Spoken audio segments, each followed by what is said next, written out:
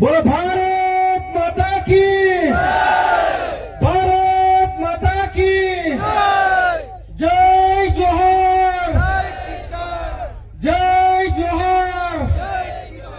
ચૈતરભાઈ તું આગે बढ़ो, हम तुम्हारे साथ हैं, ચૈતરભાઈ તું આગે बढ़ो, हम तुम्हारे साथ हैं।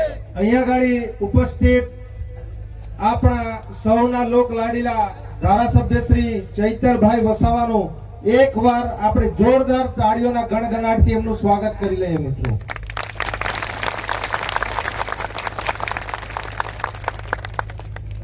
અને આપણા લડાયક એવા યુવા નેતા યુવરાજસિંહ જાડેજા પણ આપણી વચ્ચે પધારેલા છે, એમનું પણ એકવાર જોરદાર તાળીઓના ગણગણાટથી એમનું સ્વાગત કરી લઈએ। અહીંયા ગાડી આપણા નર્મદા છોટાઉદેપુર જિલ્લાના પ્રમુખ શ્રી એવા રાધિકાબેન રંજનભાઈ તડવી, આપણા નસવાડી તાલુકાના પ્રમુખ શ્રી એવા ઈશ્વરભાઈ, તેમજ તમામ મહાનુભાવો, આજુબાજુ ગામથી પધારેલ સરપંચશ્રીઓ, માજી સરપંચશ્રીઓ, ગામના યુવા સાથી મિત્રો, ભાઈઓ બહેનોનું હું આમ આદમી પાર્ટી પરિવાર તરફથી તમારું દિલથી ખૂબ ખૂબ હાર્દિક સ્વાગત કરું છું।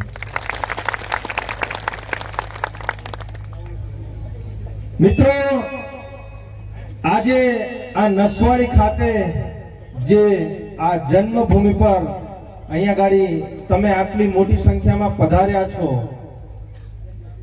આ જનમેદની જોઈને આજે ભારતીય જનતા પાર્ટી અને કોંગ્રેસના નેતાઓ રાત્રે બે વાર પાણી પીશે એવું લાગી રહ્યું છે।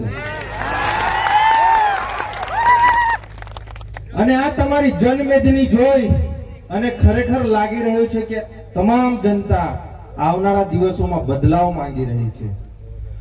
ભારતીય જનતા પાર્ટી છેલ્લા 35 વર્ષથી શાસન કરે છે મિત્રો। આ તાનાશાહી નેતાઓ અમે જ્યાં જ્યાં જઈએ છીએ ત્યાં ત્યાં એ લોકો ટેન્શનમાં આવી જાય છે। આજે ઘણા બધા તાલુકા પંચાયત, જિલ્લા પંચાયતના સદસ્યો હોય, ધારાસભ્ય હોય, સાંસદ સભ્ય હોય, એમને પોતે ટેન્શન આવે છે કે આજે ચૈતરભાઈની સભા ક્યાં ગાડી છે। કદાચ ચૈતરભાઈની સભા અમારા વિસ્તારમાં તો નથી ને, અમારા તાલુકામાં તો નથી ને, અમારા વિધાનસભામાં તો નથી ને।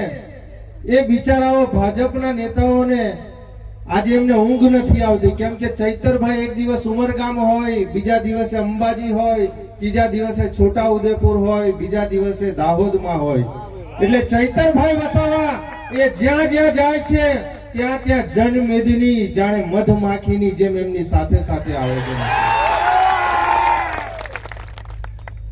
આવનારા દિવસોમાં મિત્રો તાલુકા પંચાયત, જિલ્લા પંચાયત આવી રહી છે અને આજ તાલુકા જિલ્લા પંચાયતમાં ઘણા બધા નેતાઓ જે શોભાના ગાંઠિયાની જેમ જે લોકોએ 5-5, 10-10 વર્ષથી એ લોકો ખુરશી સંભાળીને બેઠા છે, એ લોકોને પણ ઊંઘ આવવાની હવે બંધ થઈ ગઈ છે। કેમ કે ભાજપના ઘણા બધા નેતાઓ અમે આપણા વિસ્તારોમાં ફરીએ છીએ તો એવું કહે કે તમે નસવાડીમાં ના આવતા, તમે છોટાઉદેપુરમાં ના આવતા, તમે દાહોદમાં ના આવતા। મિત્રો, ઘણા બધા સાહેબ શ્રી પર ફોન આવે છે, અમારી પર ફોન આવે છે કે તમે જ્યારે જ્યારે અમારા વિસ્તારમાં આવો છો હવે તો દરેક લોકો ચૈતરભાઈની જેમ ગામે ગામ અને તાલુકા પંચાયતે અવાજ ઉઠાવતા થઈ ગયા છે। અમે જ્યાં જ્યાં કાર્યક્રમો રાખીએ છીએ ભાજપની, ત્યાં ત્યાં અમારે જનમેદની ભેગી કરવી હોય તો અમારે મનરેગાના માણસોને લાવવા પડે છે, અમારે શિક્ષકો, તલાટીઓ, આંગણવાડી બહેનોને આદેશ આપવો પડે છે, એમને ટાર્ગેટ આપવો પડે છે। ત્યારે મિત્રો ઘણા ગાંઠિયા 500 થી 1000 માણસો માંડ માંડ ભેગા થઈ રહ્યા છે। આજે મિત્રો, આજે આપણા જ વિસ્તારની વાત કરીએ તો આ સરકારની માનસિકતા એવી છે કે આજે તમે જો આજે આપણા વિસ્તારોમાં જે નાના મોટા ડુંગરો છે, આ ડુંગરો પર જે અંદર જે ખાણ અને અંદરથી જે કોલસો અને ઘણા બધા એવા તત્વો અંદરથી નીકળી રહ્યા છે, તો આ ભારતીય જનતા પાર્ટીના નેતાઓ જે આ રેતીનું ખૂબ મોટા પ્રમાણમાં ખનન કરી રહ્યા છે, હવે એમની નજર આ આપણા ડુંગરો પર પડી છે મિત્રો. આવનારા દિવસોમાં જે આ નાના નાના ડુંગરો છે એ ડુંગરો પર પણ આવનારા દિવસોમાં આ ખાણ ખનીજ માફિયાઓ અને ભારતીય જનતા પાર્ટીના નેતાઓની આ નજર પડી રહી છે. એ લોકો આવનારા દિવસોમાં અદાણી અંબાણીને આ બધા ડુંગરો આપી રહ્યા છે.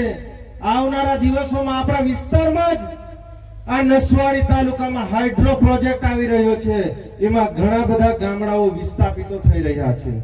આપણા જ્યાં નસવાડી તાલુકામાં અહીંયા ગાડી જીએમડીસી આવી રહી છે ત્યાં ગાડી પણ ઘણા બધા ગામડાઓ આવનારા દિવસોમાં ઉઠી રહ્યા છે. આ ભારતીય જનતા પાર્ટીના નેતાઓએ આ મનરેગાના નામે 2500 કરોડ રૂપિયાનું કૌભાંડ કર્યું. આજે આ 2500 કરોડ રૂપિયાનું કૌભાંડ ઉજાગર કરવા વાળા આપણા આ ડેડિયાપાડાના ધારાસભ્ય છે મિત્રો. આ ડેડિયાપાડાના ધારાસભ્યએ 2500 કરોડ રૂપિયાનું મનરેગાનું કૌભાંડ ઉજાગર કર્યું તો એમને પાણી